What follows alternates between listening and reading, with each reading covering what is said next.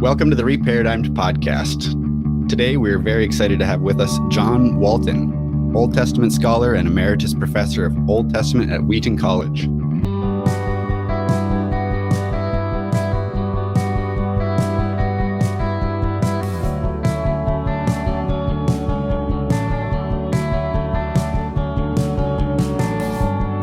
John, how are you doing today? Doing pretty well. John is a very prolific author. You may have seen the Lost World series. How many books are in that series currently? There are 6 published. Okay. Ancient Near Eastern Thought in the Old Testament, and more recently, Wisdom for Faithful Reading, Principles and Practices for Old Testament Interpretation.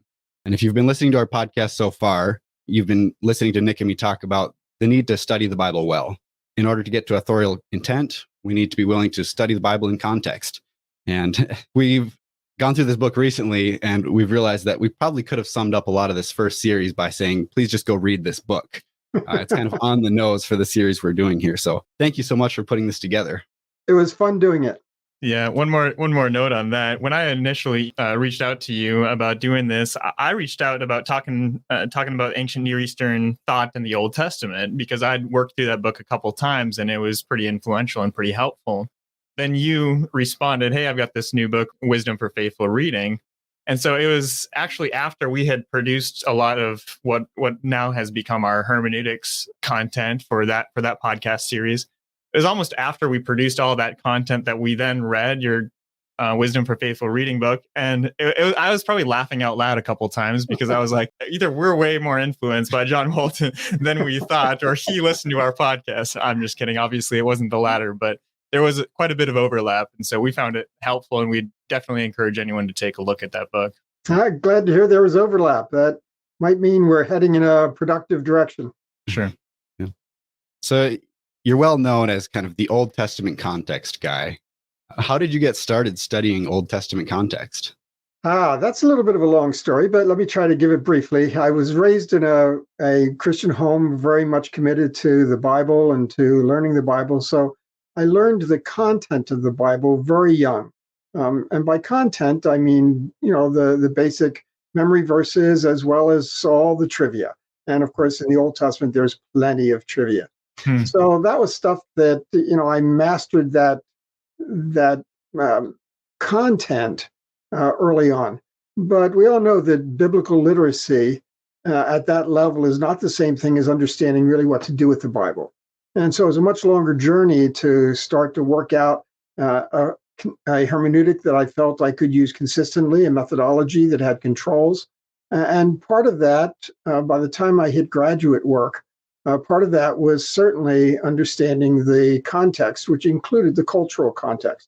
I mean, most people know that linguistic context, historical context, literary context are important things. But lots of people don't think as much about the cultural context. And so that was in my graduate work that I began to see the significance of that and began exploring it more deeply, simply because I said this is an important element to bring in if we're going to really have confidence in our interpretations. Yeah. You look at 3 essential commitments for faithful reading in this new book. We want to talk through these a little bit. The first essential commitment is accountability. So you talk about how we're accountable to the author's authorial intent. Can you discuss why that's so important? Well, I think it's important because our belief is, mine, and I think most people in the church, their belief is that God has inspired Scripture and that he did so using human instruments. And we call them the authors, but it includes the editors and compilers and all of the processes, the human processes that led to the Bibles that we hold in our hands today. And so to that extent, God chose to communicate it through these human instruments. And we assume he did so effectively and that they did so effectively. Sure. They communicated effectively.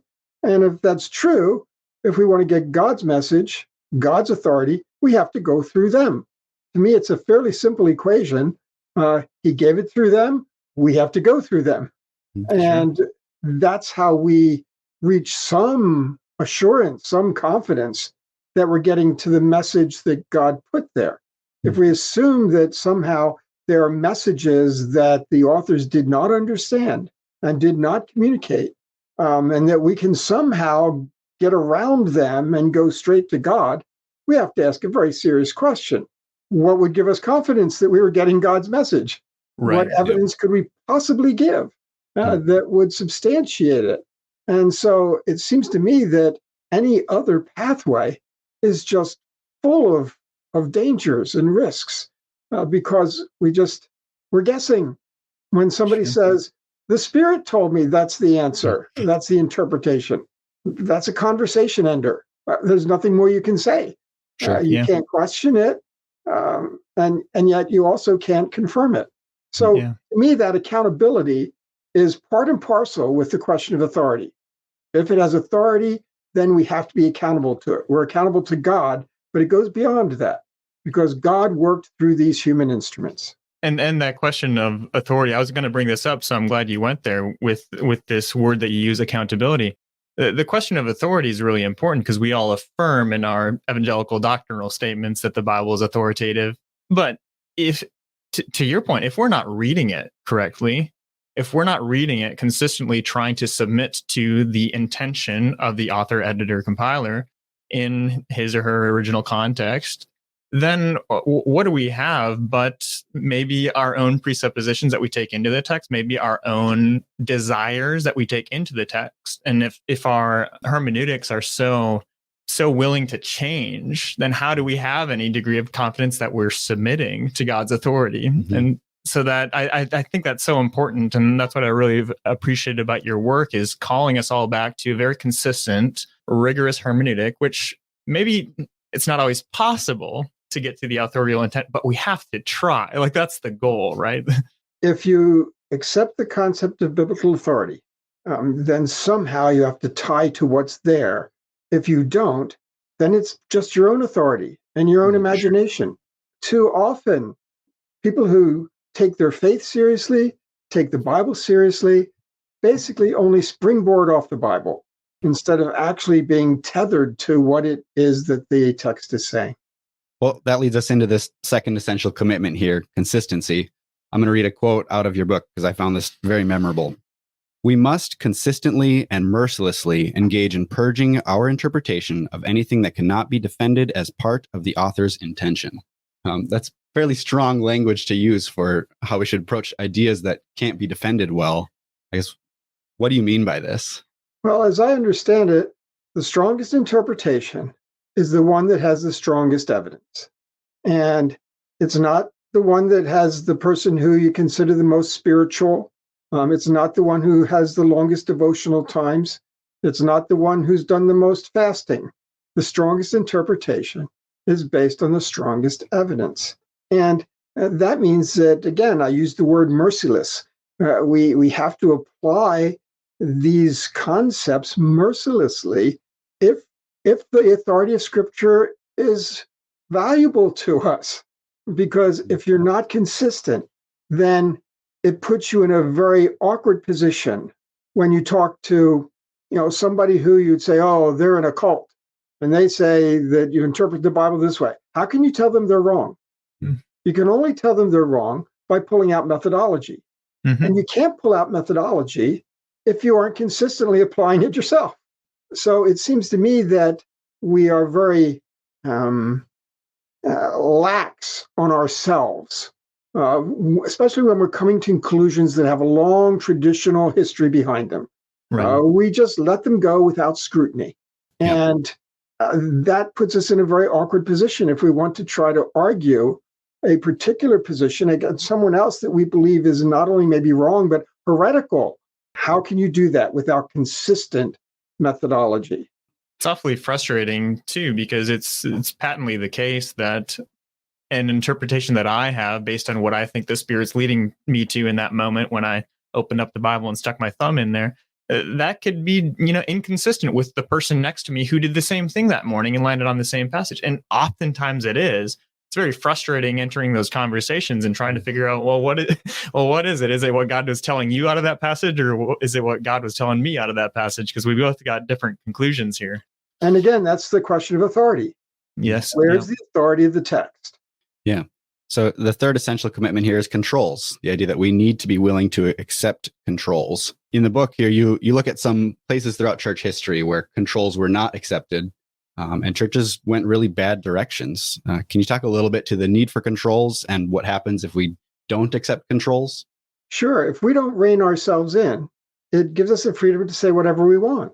And it might sound godly and spiritual. It might be inspirational and motivate people. All well and good, but if you don't have controls, you can't claim it's what the Bible is teaching. And we don't want just our best inspirational speakers giving motivational talks. We want the Bible, as good as those other things might be. So we have to insert controls, and controls are going to be painful for us. I remember well the pastor I was talking to, and he was starting to get the gist of this kind of rigorous hermeneutic. He would say, "Man, you're taking away all my best sermons." And I practically cried, because that suggests that his best sermons had no foundation in the text. And so I'm afraid that we've often settled for second best. It's great to hear inspirational talks. They do motivate us. They do help us to grow spiritually. But that's no excuse. I'm sorry. It's no exception, no substitute for what the Bible itself has to teach us. And that's a distinction that we don't make often enough. We talked about this a little bit in our podcast. We talked about this a little bit, the idea of a rule of faith, the canon of scriptures. This 66 books or whatever, as we have it in the Protestant version. We don't really have a rule of faith if all we're giving our people is inspirational, motivational speeches that take the text and start with the text maybe, and then just kind of spin into whatever I was thinking that day. Where's the authority, to your point? Where's the rule of faith that grounds us at all times? It's maybe great to have inspirational, speeches on the side or in some context, but at some point we need to come back to something that's consistent, that grounds our faith, one would think, not something that can just be used for whatever we want to use it for. Often in history, I think that the rule of faith has been basically, is what I'm teaching, does it fit in? Does it correspond with our traditional theological consensus? Yeah. And there you have it. That's all we need. Or maybe is what I'm teaching something that fits with our standard concept of moral ethical behavior. Those are different criteria. Those weren't criteria of what does the author intend. Because remember that through much of church history, even the scholars had no hope of getting that.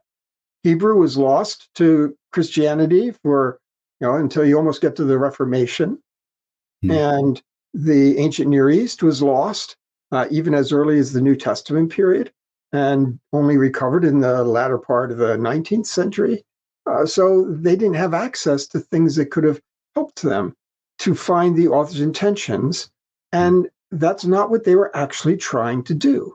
But as a result, we know the result in church history.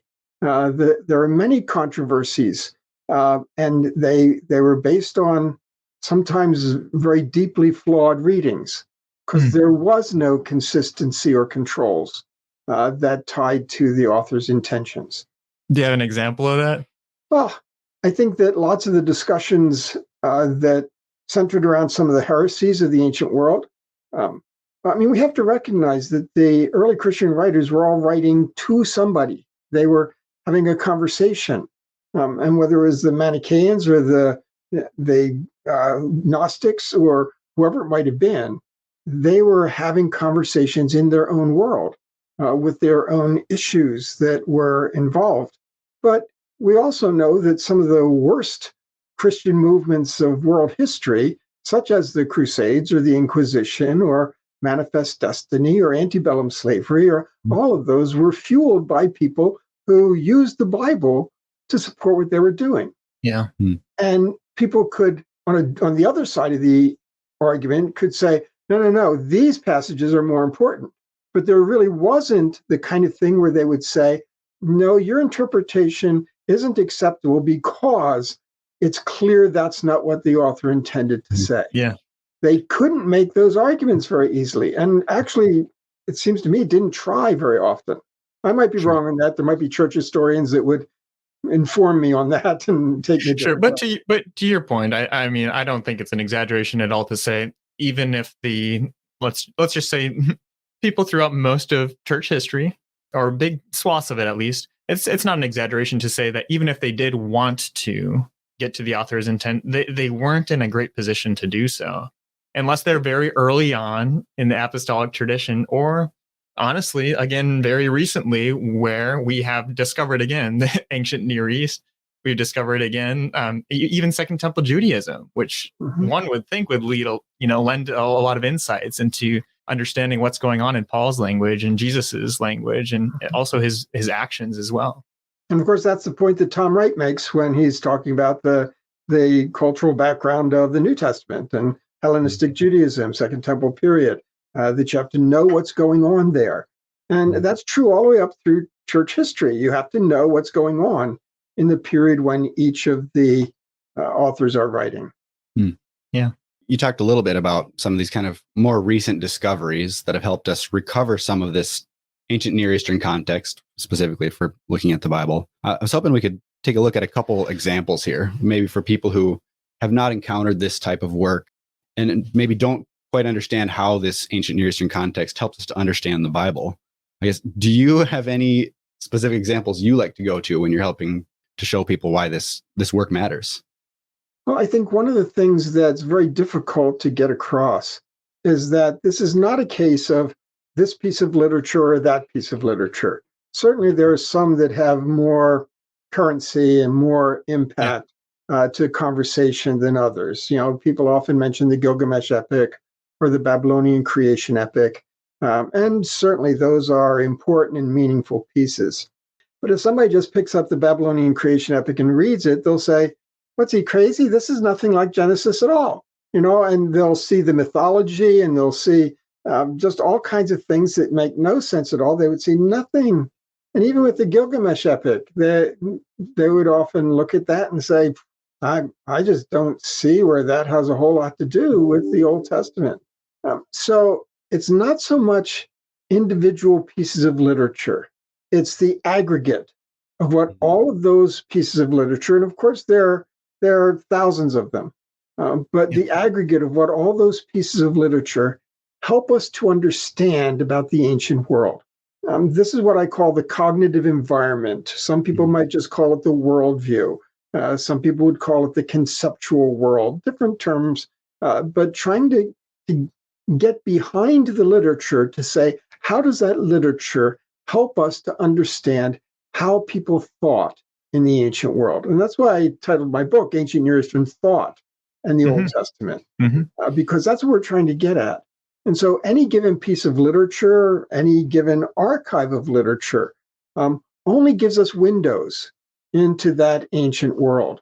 And so in that sense, it's not so easy to talk about individual pieces that, if you go and read this, you'll see exactly how this whole thing works. It really doesn't come across that clearly to someone who's just trying to get an introduction to it. Could we maybe talk a little bit about kind of one of these big worldview differences?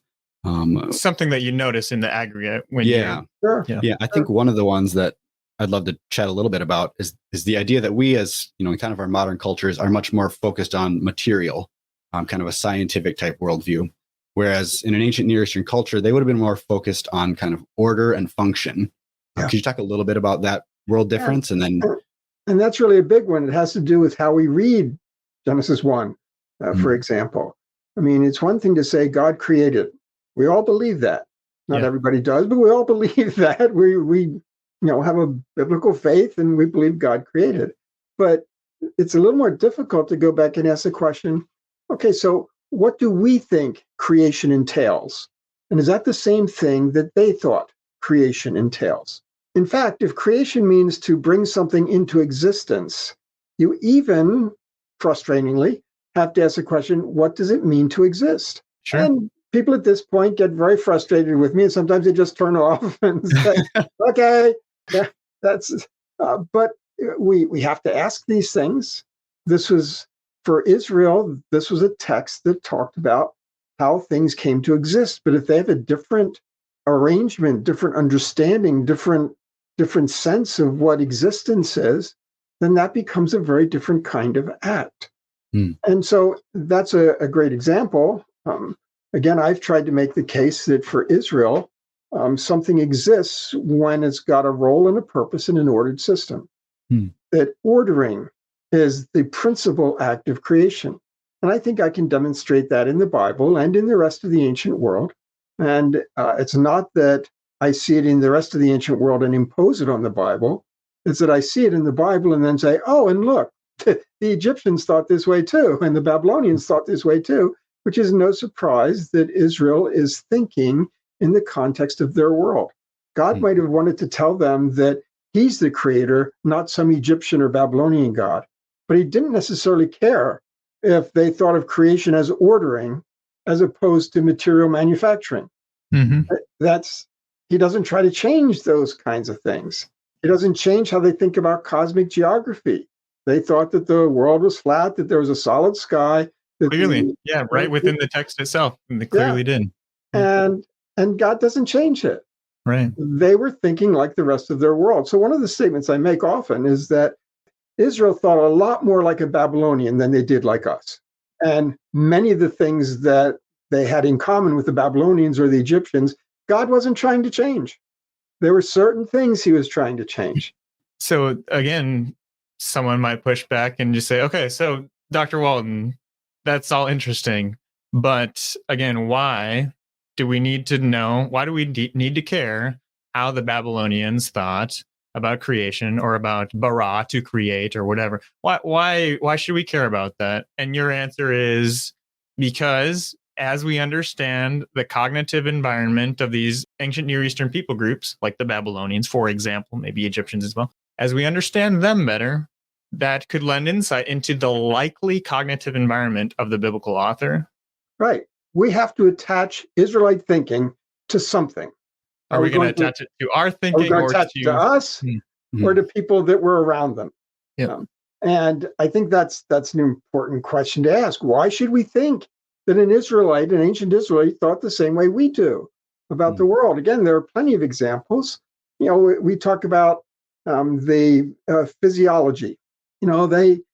In the ancient world, they believed that all of the cognitive processes that we attach to the brain took place in the various internal organs: kidney, liver, heart, stomach, intestines. And that was their understanding of physiology. And so they talk about believing with your heart or loving with your heart. And that wasn't just a metaphor. They thought that's where those processes took place.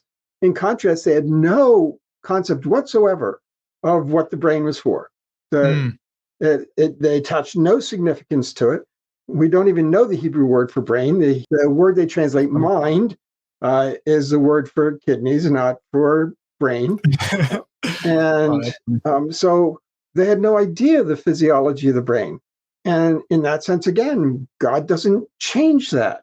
He doesn't come in and give them a whole revised physiology. So we have to understand that God is interacting with them in their culture, in their world, in their language. And that's all part of what goes into the author's communication. And we have to be able to spot those things. Sure.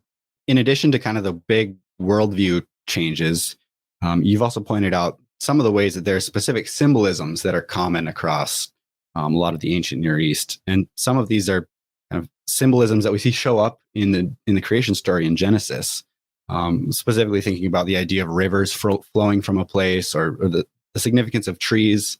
Could you talk a little bit about this, kind of the way we see these items that have common shared symbolism across all these different cultures? And we would expect that this is the same kind of symbolism that the biblical authors would anticipate to use.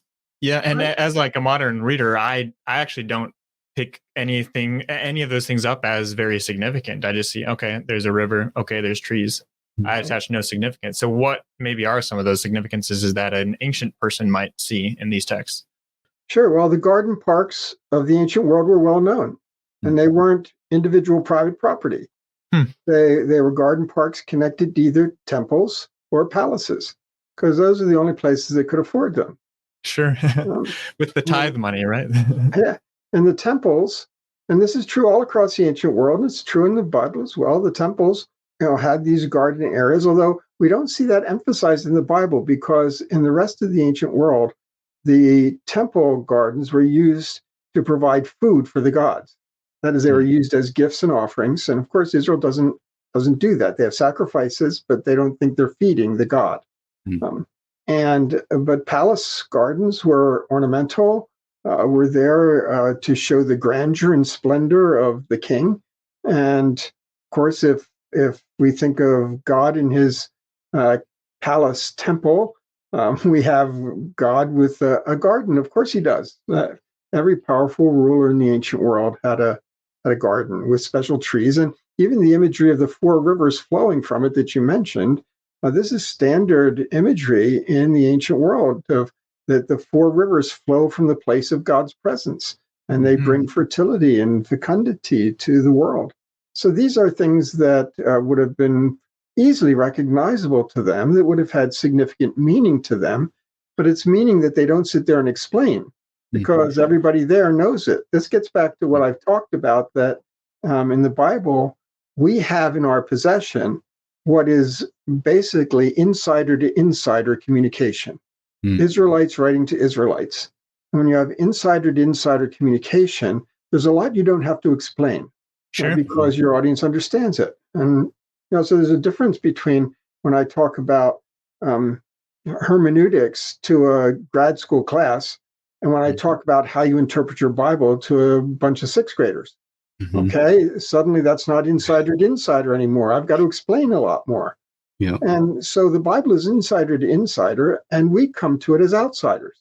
We don't like to think of ourselves as outsiders. We like to think that God had us personally in mind, but that really doesn't stand up to scrutiny. And so we come as outsiders, and that means there's a lot that the text doesn't explain that we need to understand, because intuitively we don't understand it. So just to stay on this Genesis 1-2 garden imagery thing a little bit, your understanding is if we take a ancient Near Eastern contextual reading to the Bible as best as possible, trying to get into the author's, editor's mind frame as best as possible from what we know of the cultures, Genesis 1 and 2 clearly would have been perceived as what? The description of God's creation of a cosmic temple and inhabiting it and installing humans as his rulers. Is that what's going on there? Well, when we read about rest, when an ancient world person, Israelite or otherwise, thought about deities resting, they immediately assumed they were resting in a temple. That's the place made for that. And resting wasn't relaxation. It wasn't disengagement. The way I like to say it is, in the ancient world, gods didn't rest in a bed. They rested on a throne. And therefore, there's a totally different picture there than what we get. And so the garden is part of that imagery of the temple, palace, garden, which is the property of the god. And so you have the people put there as caretakers of the garden, and that's where they would serve the god and work alongside him. To work and keep the space, just like later in the Old Testament, where the priests were called to work and keep, same Hebrew words, the temple space, right? Right. And so in that sense, the people were given a task. It's an order-bringing task. And I would say that's exactly what the image of God is supposed to be. They're image of God because they've been given a task to be order bringers along with him, because that's what he does, and that's what they're supposed to do. And so again, our intuitive reading would never lead us to these things. No, not at all. If we could somehow interact with somebody from the ancient Near East, maybe an Israelite, somebody who's familiar with this Genesis 1 and 2, and we were to communicate to them kind of our traditional understanding of this passage, that it's 6 days of God creating the matter that fills the world around us, and then on the seventh day kind of took a nap or something. We're not always really sure what to do with that. What do you think their response to that interpretation would be? I think they'd be totally mystified. The focus on materiality would be very foreign to them. I mean, they know that a tree is there and they can bump into it or whatever, but but they just don't think in those terms of, they don't objectify those things like that. They don't objectify nature. And so this focus on materiality would seem very strange to them. The idea of it having to be a chronological sequence would be unusual to them. Again, the 7 days has a significance as 7 days. Yes. Okay, yes, it is the first and the second and the third and the fourth, but that doesn't mean that chronology or sequence is at the front of their minds. I think it's rather what the 7 days stands for. And again, as I've mentioned in my materials, the 7 days is often used for temple inauguration. And it doesn't matter what happens on each day. It matters that there are 7 days, and they divide up the tasks between them, or at least the focus between them. But that doesn't mean that there's a chronological focus there. So I think, and I can hardly imagine what they would think of what we do with the seventh day. Mm-hmm. Yeah, let me just stay on that for a little bit then. So you're well aware your views have sometimes in some quarters of evangelicalism been accused of trying to come up with some way for Genesis 1 and 2 to not be literal history as we conceive of literal history. And people have accused you of you're trying to make some way, some wiggle room in the text so that we can have views that are compatible with standard scientific theory, which would include obviously an ancient universe and things like evolution. They sometimes assign those motives to you. It's interesting hearing you discuss because it seems like you arrived at these conclusions as a slightly different route than that. But how do you respond to that? Oh, sorry. And let me add one more thing to that. One thing that I actually somewhat recently heard someone accuse you of, it wasn't much of an accusation. It was an observation from their point of view. And they said something like, Dr. Walton's view has not been expressed by anyone in church history until recently. And it's not even expressed amongst rabbinic Jews now. And so how do you respond to that? And are your views just modern flailings to try to come up with a reading of the text that is compatible with standard science? I was in the Young Earth camp well into my 40s. So it's not like I was feeling some great compulsion.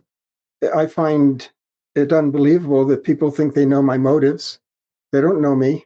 And I've even had some of those people write to me beforehand and say, this is what I'm going to write. And I've told them, you're totally misrepresenting me. Those aren't my motives. That's not my beliefs. You're attributing ideas to me that I have not. And they said, no, you really do believe those things. You just don't know it yet. And I find that totally disingenuous. I find it dishonest. That doesn't mean that everybody who disagrees with me is dishonest. It's just a matter of how they're going about doing it. People have a right to a different opinion.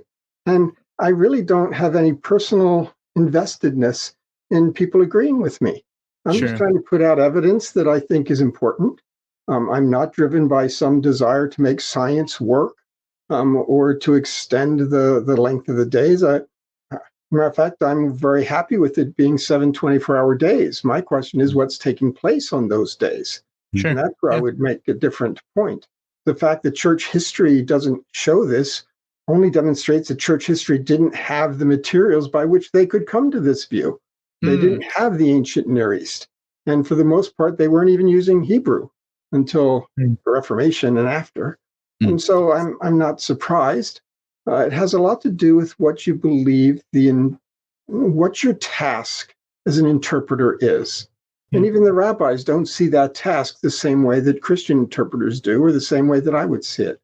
So anyway, I generally choose not to address my critics because they're welcome to their opinion, but anybody who reads my work can realize that lots of them are misrepresenting me. But on that last point that you started to touch on a little bit, that your interpretation here has not been a standard interpretation across church history, certainly, or even maybe very popular with rabbinic, Jews today. Does that bother you at all, or not really? No, not at all. My interpretation stands or falls on my evidence. I present my evidence, and if people want to disagree with it, they can try to figure out why my evidence doesn't stand. But of course, my evidence is operating within an authority framework. The way that I set up that authority framework and what evidence matters. And for me, for instance, cultural evidence matters. Yeah. For lots of people who are young earth creationists, cultural evidence is distracting. It doesn't matter. What's interesting about that, and maybe this is what you're going to say, is that's what has appeared to us is that your method seems very uncontroversial. I've been to a couple different seminaries. I know what evangelicals teach on not only what the Bible is, its authority, but also how to read it. Very often they'll talk about authorial intent as being primary. We need to get to it. Yep. What I find, and maybe I'm a little curious about this, is you're just doing that and you're taking that route to its logical conclusion, which is to really lean into cultural studies, cultural context, to try to, again, gain the insight into the cognitive environment of the biblical author editor. Unfortunately, sometimes the conclusions then become very controversial. But it does seem a bit odd to critique your method, because I'm pretty sure most evangelicals actually agree with your method. Maybe they're just not doing it consistently, or what's the deal there? Well, some people who disagree with me say, well, they read the Bible literally. Mhm. And my point is, you can't read more literally than by reading it how the author intended it. Yes. They seem to be thinking that I'm trying to make a metaphor out of something that was not a metaphor. And that's certainly not what I'm trying to do. I'm Right. trying to read the text the way the author and audience would have understood it, because I think that's the way we get God's authoritative word. So if we've got listeners, watchers who have maybe interacted with some of your work, and they're convinced that this is the proper way to go about understanding authorial intent, but maybe they're sitting in Bible studies or in small groups where it's only intuitive readings of the Bible that are really being discussed or shared, what sort of advice would you give to that person? Well, I would say keep pulling it back to, do we have some good reasons to think that's what the author meant to say? Just asking that question, even if you don't feel like you can really get at what the author meant to say because you don't know the culture, you don't know the language. Sure. Still, if you're raising that question, that's going to be important, for people to ask, what does this tell us about God? Instead of, what does this mean to me? It's a better question to say, what does this tell us about God? That way you're not asking, what does this tell us about science, or what does this tell us about, all the many things that my causes or whatever it might be. Not what does this tell me about my theology, the way it's shaped today. What does it tell us about God? To me, some of those basic questions can put us on a very healthy path. Yeah, that's pretty helpful. Let me ask you just a fun question as we're wrapping up here. To summarize your views of the Bible, and we'll use Genesis 1 and 2 again, just because it's a very hot topic of conversation amongst us evangelicals in the United States of America. If I was to summarize your view, you tell me if this is fair or not. Your view of Genesis 1 and 2, in the background of all the other views that are presented amongst us evangelicals, is maybe something like, that's not what it's talking about-ism.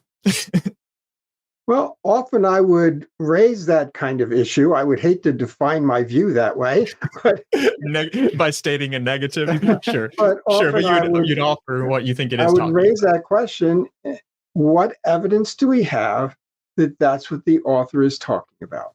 Mm.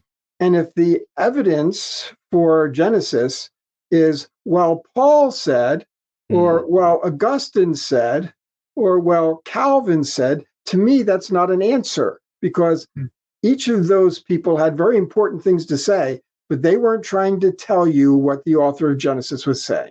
We have to get that information from Genesis, not from Paul or Augustine or Calvin. So you would invite critiques to your views on not only Genesis 1 and 2, obviously you've done a lot more besides just talking about Genesis 1 and 2 in your career, but you would invite critiques to your views if they're based on, hey, Dr. Walton, we really think that a better contextual reading of this, or that this evidence would point toward the author probably thinking this, not what you said. You would be open to those critiques, would you not? Oh, absolutely.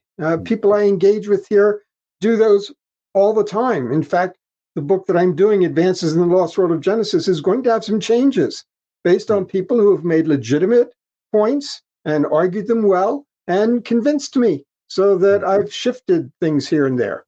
Yeah, one thing I'd like to just say too before we conclude is, you said this maybe once or twice in this conversation. This is an important concept that though we might know the right method, I do think that the method for reading the Bible needs to be defined. And I believe that in your work, and others have as well, really define what that needs to be. It's not always the case that everyone has an equal opportunity to be able to do the research necessary to get to the cognitive environment of the ancient world and whatever.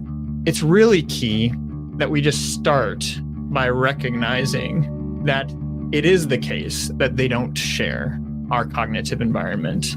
You said something like that. I don't have the quote pulled up. I'm sorry. In your book, Ancient Near Eastern Thought, something like, it's important, even if we can't retrieve the original author's meaning, that we at least recognize that they don't share our cognitive environment. And we start there. That will at least lead us away from a lot of interpretations. In other words, it'll take a lot of interpretations off the table, which is Einstein's, or well, who was it? Thomas Edison said, I learned a bunch of ways how not to make a light bulb. Right. It'll at least take a bunch of interpretations off the table that can't be sustained. If we can demonstrably say with confidence, there's no way the author could have meant this modern debate or whatever, then at least that's an interpretation off the table and we can move on to better things. I think that's important, and that listeners should be encouraged that it's not impossible to start doing good hermeneutics. That's a good step one. And that's part of the whole issue, that we all have a hermeneutic. Yeah. Most of us have never thought about how it got shaped and whether it's valid, whether it's consistent, whether it's got sufficient controls, what its objectives are, but we all have one. And it's just that most of us, unfortunately, too many of us, I should say, have an unexamined hermeneutic. Yes. Yeah. And to me, that's a mic drop. That's just what it is. We'll drop it there then, huh? Yeah. Thank you so much for being with us today. Quite welcome.